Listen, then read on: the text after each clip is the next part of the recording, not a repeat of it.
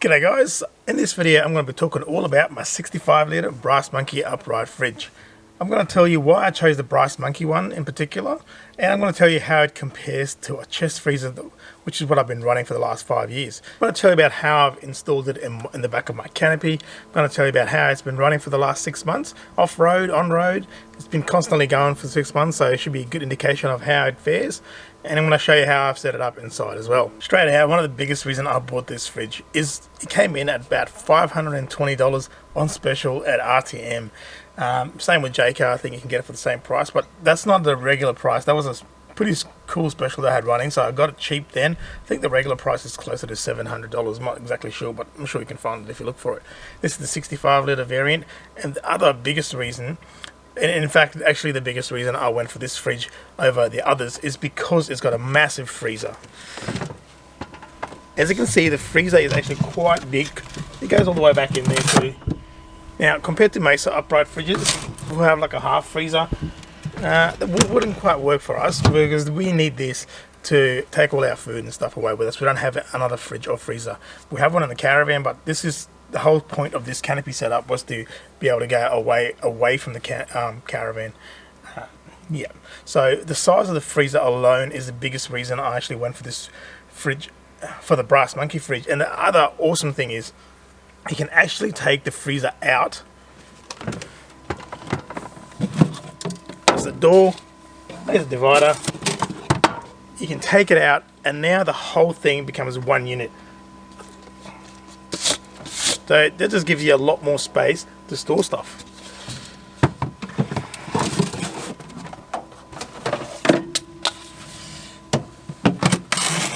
Now, of course, guys, while it's open, you can see that in here, I've just got a bunch of these trays.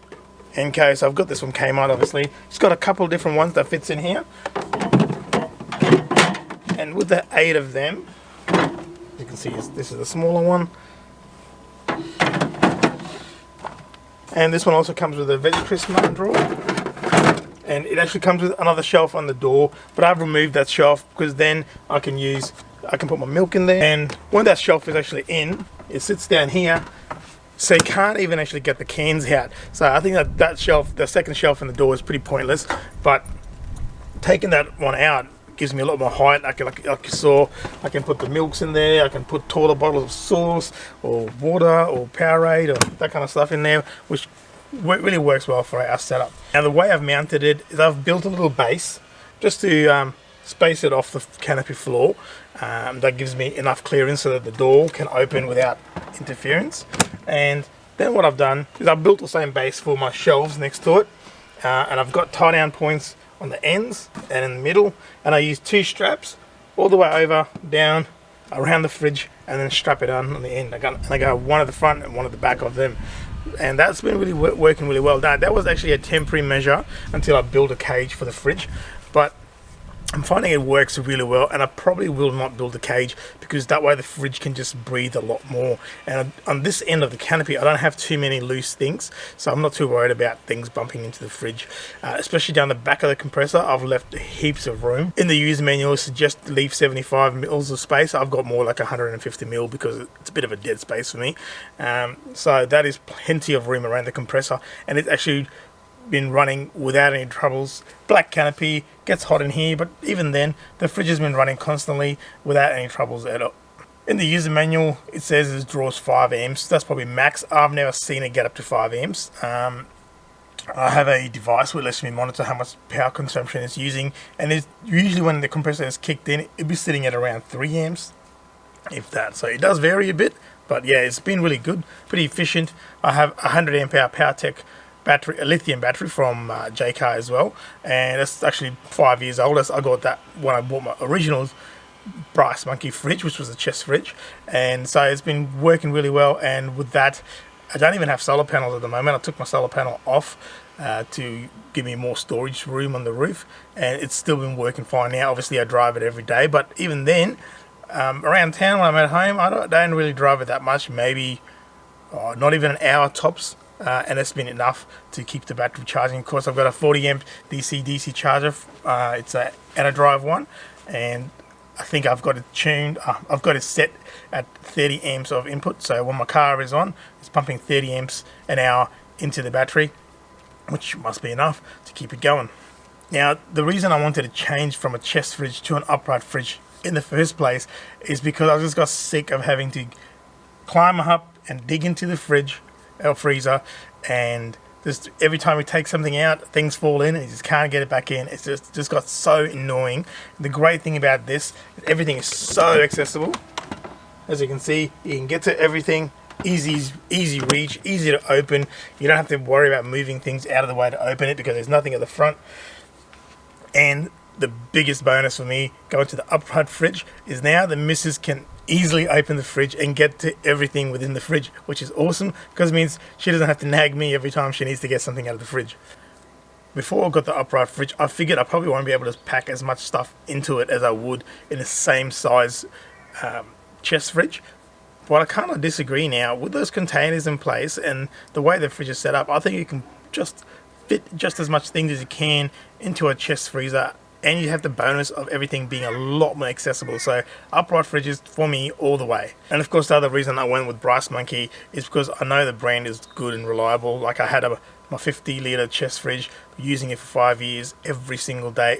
It's been on in the back of a hot canopy all around the country. We've used it and it's had a really good run. So that's why I have no doubt going with another Brass Monkey, because I think the brand reliability has proven itself, certainly at least to me. Now guys, unfortunately I can't really give you a good look around the fridge because it's kind of stored in there. I don't really want to take it out. But if you want to check one out in person, then just walk into any RTM or JCar store and I'm sure they'll be able to give you a good look around in one of them. But the build quality to me certainly feels good, and it's got the LG compressor, which is a known and reliable brand also. Now the door seals in this fridge, they seem to be very adequate and up to the job. And the latch has been really good. We've been off-roading a fair bit and not have any issues with the latch at all. And another cool feature of the fridge, that is actually Bluetooth connected to an app on my phone and without Wi-Fi or anything like that, and you can use it to check the fridge temperature, change the fridge settings, and everything else that you can control off the fridge, you can control off the app. And it's a great way just to keep an eye on things when you're sitting around camp instead of having to get up and check that display unit. Now the way you set the fridge is you either choose whether you want it to be prioritizing the fridge or the freezer, and you set the temperature for that particular zone, and the other zone sort of just falls into place of wherever it ends up being. So for me, I usually have the fridge set to about 1 or 2 degrees, and that means the freezer stays at below -14, and this freezer will actually go down to -20 you can set it to. Now we've had this thing fully loaded up to go away camping, and we've been off-roading with it mostly on Fraser Island Gari. We've done all the inland tracks, on the bypass tracks and on the beach, and nothing has been an issue with the fridge either moving on its mount or even things inside the fridge just stay where it is. With the containers in the fridge that I've got, there's not really a lot of room for moving, so things stay in the container and the containers stay in place. It's been working really well for me. It's not that much of a hassle just to take the container out and get to what you want. Because that was honestly one of my biggest concerns, is taking this thing off-road and just opening the door to everything just mashed up and falling out of the door. But it hasn't happened because I put those containers in there. Now, of course, everyone says that they're not as efficient as the chest freezers. I don't know about that, because this 65 litre seems to perform better. My old 50 litre chest fridge that I had, it just doesn't use as much power.